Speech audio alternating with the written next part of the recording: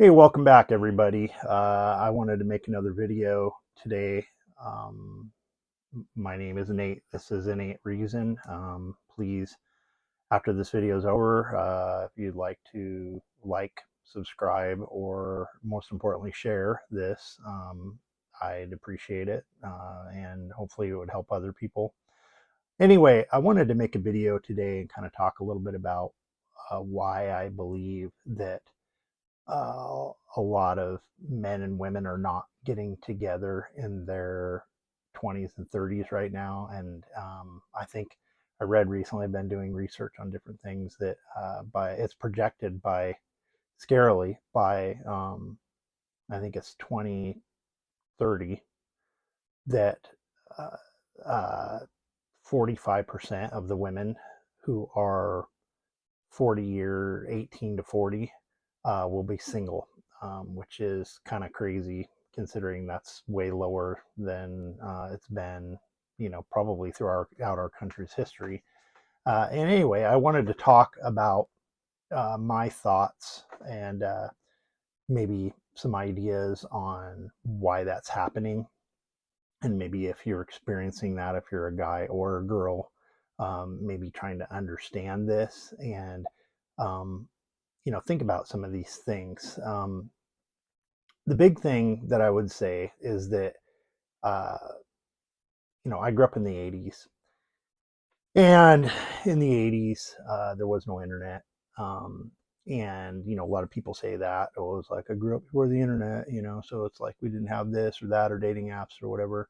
And that's not true. I mean, the first dating apps that actually came out, like, were I think like Match and that kind of thing, and that was probably like maybe '98 or '97. So I was like, at that point, maybe like in my late 20s, mid 20s.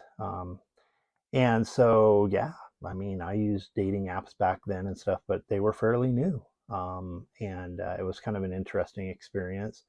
However, that whole industry has drastically changed over the years.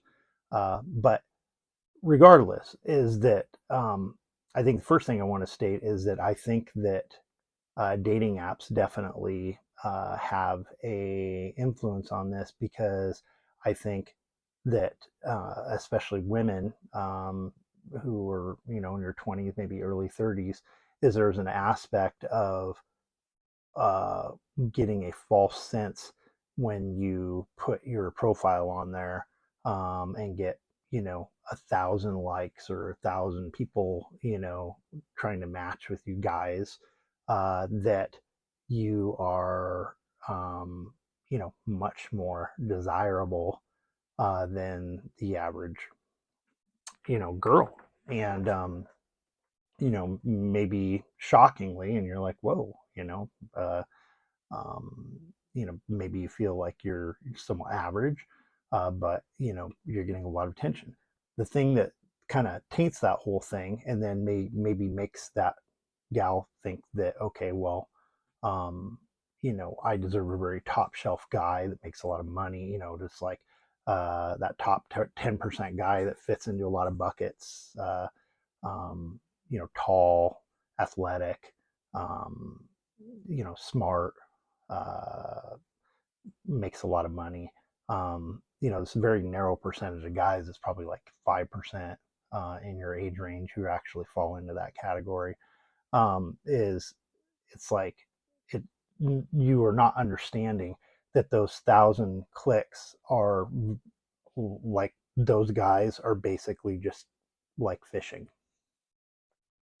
and it makes you feel good about yourself, maybe props your self-esteem up. But the reality is that there's tons of other girls that are average looking or better, cute, let's call them cute, to maybe supermodel-ish, in that category, who basically they're just trolling to find something.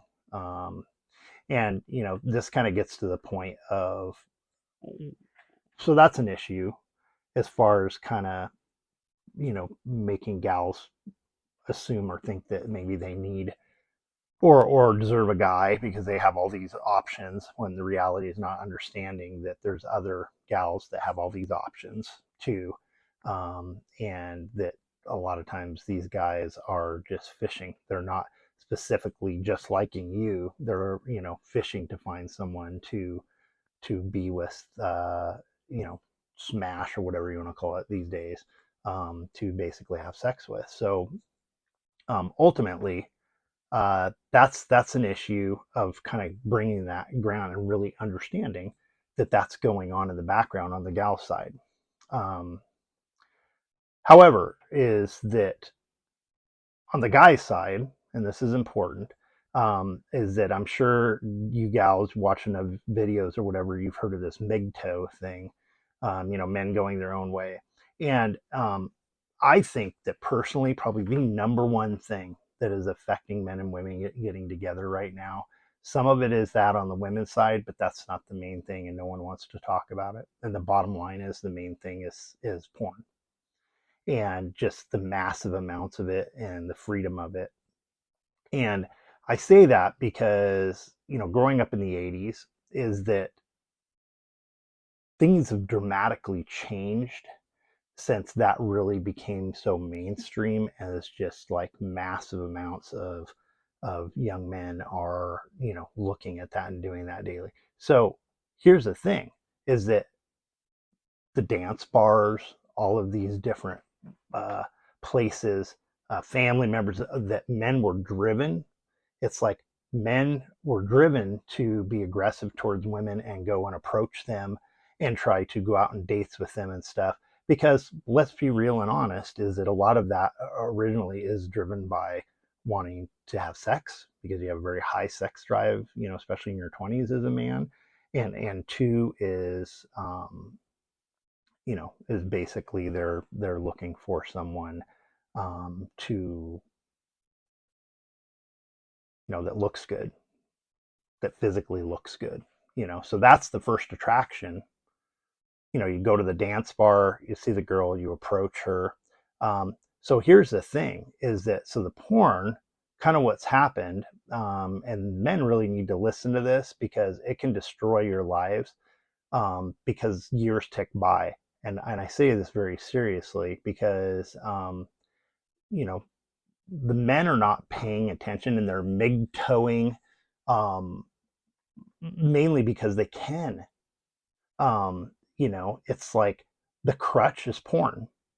So, you know, before there was this drive to go and find, out, you know, be chivalrous, you know, it's obviously to be able to mate and then have a family and everything. That was the drive. There's so much porn now where it's like that's taken, and it's like all, you know, all different shapes, size. It's like, it's crazy, the amount that's out there now. And it's like, so that has kind of taken the place, in my opinion.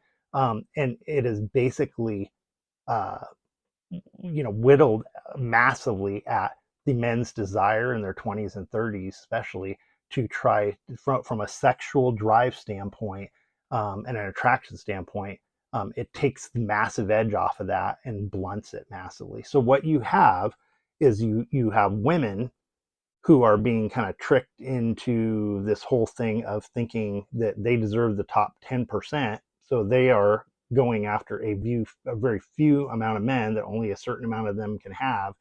And then the men who, you know, are average looking or decent or whatever, or any men, are basically able to just use porn as a crutch to kind of blunt that drive to go, you know, go and pursue women out in the real world, out in dance bars, out at parties, out, you know, family events, you know, college event, whatever. And so what's happening is literally you're having men and women go further apart. And so they're not getting together, they're not getting married. Um, and I don't even think a lot of them realize what's happening. So anyway, I just really think that it's important, you know, to point some of this out, just having some, hopefully some, you know, a little tiny bit of wisdom, you know. And I mean, I when I was younger, I did my fair share of a lot of dating, you know. And like I said, I was an early explorer of like dating apps and that kind of thing. But I just really feel like uh, those are really two aspects that are driving men and women apart. Is women feel like they're overvalued when men basically are valuing women less for the things that they valued them more for back in like the 80s when I grew up, because they wanted to have sex with them. They thought they were beautiful and uh, youth, all of those things, is that it's like there's not that drive by men as much because they're using porn as a crutch. And maybe it was designed that way. I don't know. It's kind of a scary thought. But I think that those are really the two biggest issues. So I just am trying to tell you the truth of the way I see it. That information, hopefully, maybe that really is important to someone out there. You know, to take that and apply it to their life and really trying to understand men. As far as the answers to that on the women's side, I don't really know. I mean, I don't know. I mean, definitely it's a matter of, on the women's side, the first step is basically kind of understanding that if you were an average looking gal, um, even if you've got a good, it's like there's the main thing to men in their 20s is really going to be the way you look and how you treat them. Um, and how feminine you are. That's it. And so maybe looking at those kind of things, making yourself more attractive by maybe trying to, not pretend to be that person, but maybe really try to become that, because I think, maybe you'll be happier that way because you'll maybe start finding maybe more of the right guys, and maybe lowering your standards a little bit and just understanding that, um, you know, there's great guys out there that don't drive Lamborghinis and make 300 grand a year. I mean, there's a lot of great guys out there that are plumbers and roofers and I mean, and it's really about the person. It's not about what they do or how much money they make. And when you're talking about making a family together, that's really what it comes down to. On the men's side, is the bottom line is that if you want to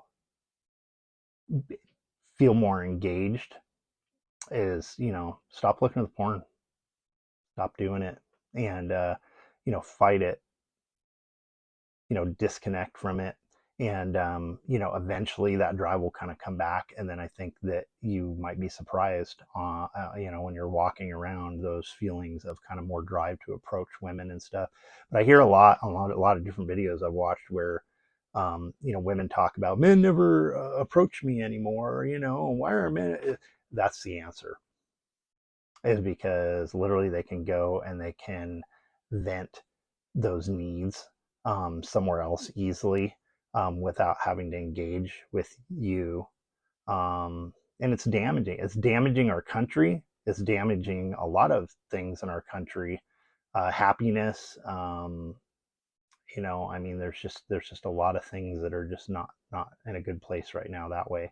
So anyway, if you like this, please share it with people, because I mean that's the whole reason I do this. I really would appreciate it if you shared it. Likes are great too, but really shares are more important. To maybe try to help somebody, because that's the whole reason I do these and why I'm started this channel a while back. So other than that, hopefully this helps you, and have a great day, and we'll talk to you again soon. Take care. Bye.